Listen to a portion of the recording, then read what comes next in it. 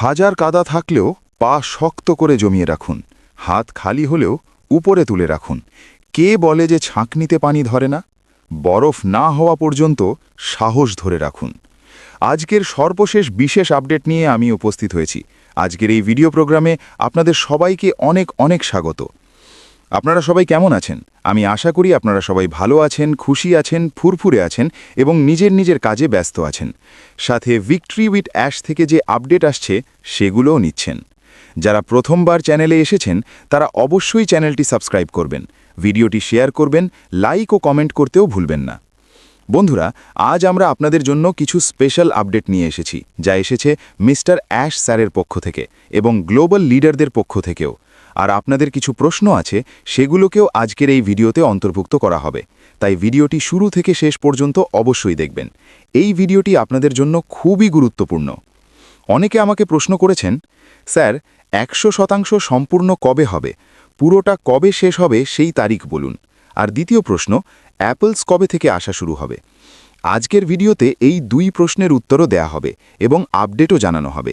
তাই ভিডিওটি স্কিপ না করে পুরো দেখুন। বন্ধুরা, ভিডিওতে যাওয়ার আগে একটি গুরুত্বপূর্ণ ঘোষণা আছে। আপনি যদি এই ঘোষণাটি মাত্র 1 মিনিট মনোযোগ দিয়ে শোনেন, তাহলে আপনার জীবনে অনেক বড় পরিবর্তন আসতে পারে।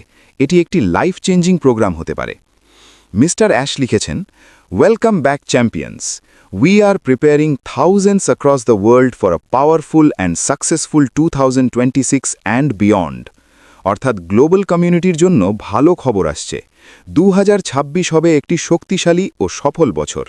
কিন্তু সবাই প্রশ্ন করছে, এতদিন পরও কেন শুরু হয়নি? এর উত্তর হল ইন্টিগ্রেশন। এটি একটি বড় ও জটিল টেকনিক্যাল প্রক্রিয়া।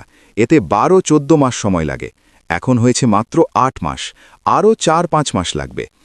অ্যাপলস বা পেমেন্ট কবে থেকে শুরু হবে? উত্তর, যখন ইন্টিগ্রেশন ও ট্রেনিং শেষ হবে তারপর নেক্সট ফেজ শুরু হবে। ততদিন পর্যন্ত আপনি আপনার কাজ চালিয়ে যান। ভিক্টরি উইথ অ্যাশে লিমিটেড সার্কেল মেম্বারের সংখ্যা 25 থেকে বাড়িয়ে 50 করার প্রস্তুতি হয়েছে। 25 জন সার্কেল মেম্বারের লিমিট থেকে যদি 50 জন করা হয়, তার মানে হচ্ছে ভিক্টরি উইথ অ্যাশ পোর্টালে আগের তুলনায় দ্বিগুণ ট্রাফিক আসবে। এই দ্বিগুণ ট্রাফিক সামলানোর জন্যই ভিক্টরি উইথ অ্যাশ পোর্টালকে প্রস্তুত করা হচ্ছে, যাতে যেসব নতুন মানুষ ভিক্টরি উইথ অ্যাশে রেজিস্ট্রেশন করবেন তারা কোনো ধরনের টেকনিক্যাল সমস্যার মুখে না পড়েন, এবং যারা পুরনো victory with ash circle member আছেন তারা লগ ইন করতে, নিজেদের রেফারেল লিঙ্ক শেয়ার করতে বা ইনভাইট লিঙ্ক শেয়ার করতে গিয়ে কোনো সমস্যায় না পড়েন। এই সব বিষয় মাথায় রেখেই ভিক্টরি উইথ অ্যাশ পোর্টালকে এমনভাবে প্রস্তুত করা হচ্ছে যাতে ভবিষ্যতে আসা ট্রাফিক সহজেই সামলানো যায়। আমরা সত্যি একটি অত্যন্ত আকর্ষণীয় ফ্রেমওয়ার্কে গভীরভাবে প্রবেশ করছি। এটি এমন একটি সিস্টেম যা মূলত আমাদের তথ্য প্রক্রিয়াকরণ পদ্ধতি এবং এই অত্যন্ত জটিল ডিজিটাল বিশ্বগুলোর সাথে আমাদের মিথস্ক্রিয়ার ধরনকে নতুনভাবে গঠন করার জন্য তৈরি করা হয়েছে। যে ডিজিটাল জগৎ এখন আমাদের সবকিছুই নির্ধারণ করে। হ্যাঁ, সত্যি তাই। আর এমন এক পৃথিবীতে এটি ভীষণ প্রয়োজনীয় কাজ, যেখানে সবকিছু স্তরযুক্ত, বিকেন্দ্রীভূত এবং সত্যি বলতে অনেক সময় ভীষণভাবে অস্পষ্ট ও বিভ্রান্তিকর মনে হয়। হ্যাঁ, একেবারে অস্বচ্ছ। মূল চ্যালেঞ্জটি হল মানসিক বা জ্ঞানগত, শুধু প্রতিক্রিয়া দেখানো থেকে বেরিয়ে আসা। সর্বশেষ হেডলাইন, টাইমলাইনের কোনো দেরি কিংবা মুহূর্তের আবেগী ঢেউ, এসবের প্রতি শুধু প্রতিক্রিয়া দেখানো। আমাদের দর্শক হয়ে থাকা বন্ধ করতে হবে। একদম ঠিক, শুধু ফলাফল দেখে বসে থাকা বন্ধ করতে হবে এবং সিস্টেমের কাঠামো, যন্ত্রটিকে নিজে বোঝা শুরু করতে হবে। আর এটাই এখানে আমাদের লক্ষ্য। এটা প্রত্যেক শ্রোতার জন্যই অত্যন্ত গুরুত্বপূর্ণ।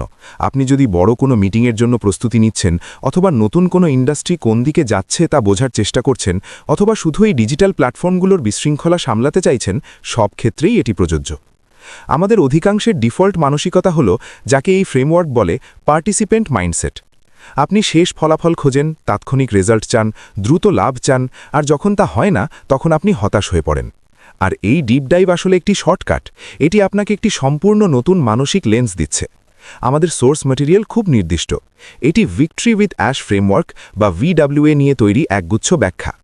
লার্নার হিসাবে আপনার জন্য গুরুত্বপূর্ণ হল VWA-কে কোনো কেনা যায় প্রোডাক্ট হিসাবে নয়, বরং একটি মানসিক স্থাপত্য বা কগনিটিভ আর্কিটেকচার হিসাবে দেখা। এটি সাধারণত বিকেন্দ্রীভূত ও উচ্চ ঝুঁকির টেক পরিবেশে ব্যবহৃত হয়, যেখানে কাঠামো ও দীর্ঘমেয়াদী স্থায়িত্ব অপরিহার্য। অর্থাৎ এটি কেবল একটি অংশগ্রহণ কাঠামো নয়, এটি সরাসরি আপনার চিন্তাধারাকে পুনঃপ্রশিক্ষণ দেওয়ার জন্য তৈরি। ঠিক তাই, VWA আপনার চিন্তা করার ধরন, সিদ্ধান্ত নেওয়ার ধরন এবং শেষ পর্যন্ত আপনি যেভাবে কিছু তৈরি করেন সেটি বদলে দেয়। আজ আমাদের লক্ষ্য হল এই 9টি গুরুত্বপূর্ণ রূপান্তর বের করা। এই 9টি VWA ট্রান্সফরমেশনই একজন নিষ্ক্রিয় অংশগ্রহণকারীকে একজন সক্রিয় সিস্টেম থিঙ্কারে রূপান্তর করে। এই পরিবর্তনটি নীরব, অভ্যন্তরীণ, কিন্তু একবার হলে অত্যন্ত শক্তিশালী। আমরা শুরু করছি সেখান থেকেই যেখানে এই রূপান্তরের শুরু, মানসিক ও মনস্তাত্ত্বিক পরিবর্তন থেকে। জটিলতা, হতাশা বা ব্যর্থতার মুখে পড়লে VWA আপনার তাৎক্ষণিক প্রতিক্রিয়া কিভাবে বদলায়?